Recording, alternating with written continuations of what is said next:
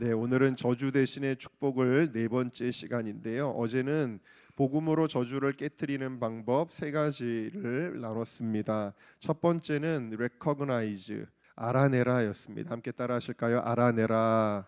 그래서 우리가 기도하는 중에 나에게 저주의 영향력을 미치던 어떤 사건이든 어떤 말이든 어떤 불순종이든 어떤 우상숭배든 그 어떤 것을 하나님이 나도 모르고 있던 것 혹은 나도 인지하지 못했던 것, 잊고 있던 것, 그거를 하나님이 기도하는 중에 보여주신다. 그래서 그 문제를 해결하게 해주신다 그랬죠. 두 번째로는 repent, 회개하라입니다. 함께 따라하십시다. 회개하라. 네, 그래서 이 죄의 문제를 해결해야 저주가 떠나가는 거예요. 저주가 합법적으로 우리 안에 역사하지 못하도록 우리가 회개함으로써 이 죄의 문제를 해결하는 것입니다. 세 번째는 restore입니다. 회복하라. 함께 따라하실까요? 회복하라.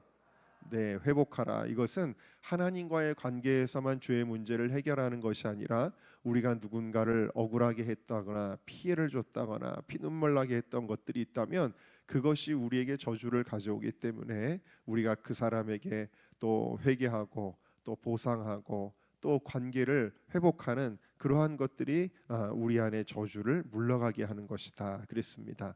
자, 오늘은 네 번째와 다섯 번째를 하도록 하겠는데요. 자, 네 번째는 renounce라고 하는 좀 어려운 단어로 사용을 했습니다. 이 말은 거부하라입니다. 함께 따라하실까요? 거부하라. 예수님께서 십자가에서 이루신 것이 복음인데요. 이 복음으로 말미암아 우리가 이 저주를 깨트리고 해방되는 거거든요. 그런데도 불구하고 마귀는 항상 우리에게 뭘 가져다 주냐면 의심을 가져다 줘요. 그래서 그거를 못 믿게 한다라는 거예요. 그래서 마귀는 여전히 너는 저주에서 벗어날 수 없어. 너는 거기서 해방될 수 없어.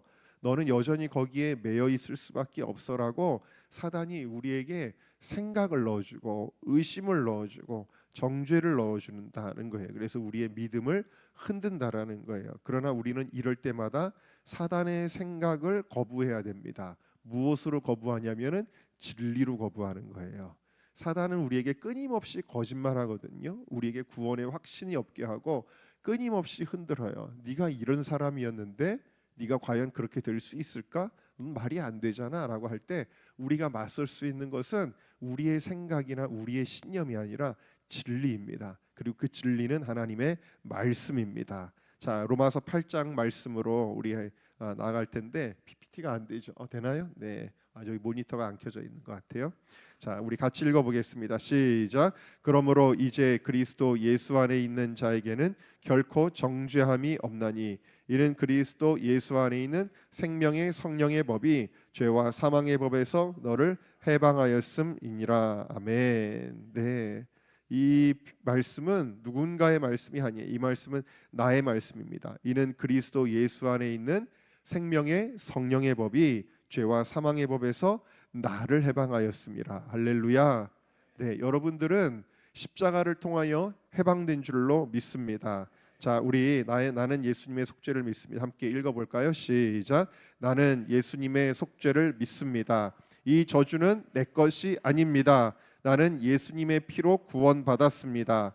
예수님께서 십자가에서 내게 내릴 모든 저주를 대신 짊어지심으로써 나는 예수님이 받을 모든 선함을 누릴 수 있게 되었습니다. 할렐루야. 네, 이것이 선언되는 거예요. 선포되는 거예요. renounce 되는 거예요. 그래서 하나님께서 여러분들을 복음 위에 굳게 세워주실 때에 이 굳게 세워주신 믿음을 근거해서 그 다음에 우리가 이제 내적으로 선포하는 게 아니라 외적으로 선포해야 될 것이 있습니다. 그것이 다섯 번째인데 영어 단어가 좀 어렵죠. revoke라는 단어입니다. revoke라는 단어는 취소하다라는 단어예요.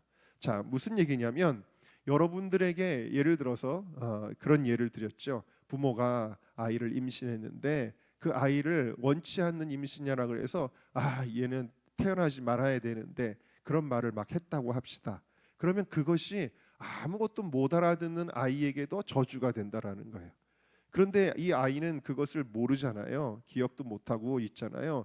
그런데 이제 그것을 하나님이 알아내 계셨으면, recognize 하게 해주셨으면 그 말을 어떻게 해야 되냐면 깨트려야 된다라는 거예요. 그 말을 파쇄하는 거예요. 그러면 예수님의 이름으로 너는 태어나지 말았어야 하는 그 부정적인 말은 파쇄될지어다 하고 깨트리는 거예요. 그래서 저는 더 좋은 말로는 파쇄하다라는 말을 쓰고 싶어요. 취소하다도 좋고 파쇄하다도 좋은 거예요. 왜 그러냐면 말에는 영향력이 있기 때문이에요. 축복도 여러분 뭘로 이루어지죠? 말로 이루어져요. 그래서 부모가 자식을 말로 축복하는 거예요. 너는 앞으로 하나님이 크게 쓸 사람이 될 거야 라고 말로 뭐 하는 거예요? 축복을 하는 거예요. 저주도 뭘로 되어져요? 말로 하는 거예요. 그러니까 발락이 발람 선지자를 데려다가 자꾸 말로 저주하라 그러는 거예요. 그런데 자꾸 말하려고 그러니까 하나님이 막으셔서 축복의 말이 나온 거예요.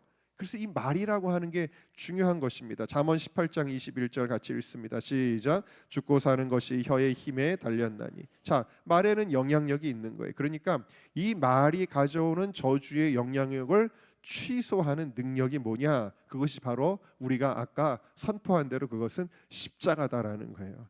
이 십자가 다시 한번 우리 매일 본문을 읽고 있는데 갈라디아서 3장 13절만 읽습니다. 시작. 그리스도께서 우리를 위하여 저주를 받은 바 되사 율법의 저주에서 우리를 속량하셨으니. 그러니까 여러분 우리에게 저주를 가져왔던 그 말들을 그냥 내버려 두지 마세요. 말이 없어지는 게 아니에요. 그 말은 여전히 살아 있어요. 그러니까 그 말들을 우리가 깨트려야 됩니다. 그것을 깨트려야 되는데 무엇을 근거해서 그것이 어떤 무기를 가지고 깨트리냐면 바로 십자가가 무기다라는 거예요. 망치로 깨트릴 때 망치가 무기인 것처럼 십자가가 우리에게 무기인 줄로 믿습니다. 자, 그래서 마태복음 16장 19절 같이 읽습니다. 시작. 내가 천국 열쇠를 내게 주리니 네가 땅에서 무엇이든지 매면 하늘에서도 매일 것이요 네가 땅에서 무엇이든지 풀면 하늘에서도 풀리리라 하시고, 저주의 영향력이 살아 있을 때 그것을 우리가 묶을 수 있는 권세를 주셨습니다. 그것이 뭐냐면 바로 예수님의 이름이에요. 자, 마태복음 18장에 똑같은 말씀이 또 나오는데 한번 볼까? 읽어보겠습니다. 시작. 진실로 너희에게 이르노니 무엇이든지 너희가 땅에서 매면 하늘에서도 매일 것이요 무엇이든지 땅에서 풀면 하늘에서도 풀리리라. 진실로 다시 너희에게 이르노니 너희 중에 두 사람이 땅에서 합심하여 무엇이든지 구하면 하늘에 계신 내 아버지께서 그들을 위하여 이루게 하시리라. 두세 사람이 내 이름으로 모인 곳에는 나도 그들 중에 있느니라. 자, 그러니까 여러분은 사단의 권세를 묶을 수도 있고 또 여러분들의 영을 묶였던 여러분들의 영은 자유케 할 수 있는 권세를 가졌습니다. 무엇으로? 예수님의 이름으로. 두세 사람이 내 이름으로 모인 곳에 바로 그 이름이 권세라는 거예요. 믿습니까?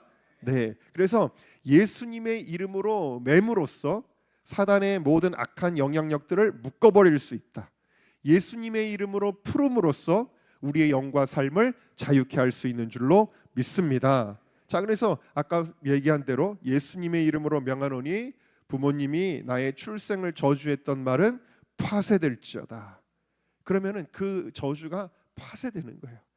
그 아이에게 미쳤던 그 말들의 영향력들이 파쇄되는 거예요. 또 그런 예도 들었죠. 어떤 사람은 아들을 낳았는데 딸이었어야 되는데 그 말이 그 아이에게 혼란을 가져와요. 그러면 예수님의 이름으로 명하노니 우리 부모님이 딸이었어야 했던 그 말은 파쇄될지어다.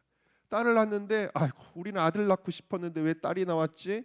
우리 부모님이 너는 아들이었어야 되는데 했던 그 말은 예수님의 이름으로 파쇄될지어다. 이 말은 지금 예를 든 건데 모든 삶의 영역에서 여러분들에게 저주를 가져왔던 어떤 행위든지 어떤 말이든지 여러분 그것들을 다 예수님의 이름으로 여러분들이 파쇄하시기를 바래요.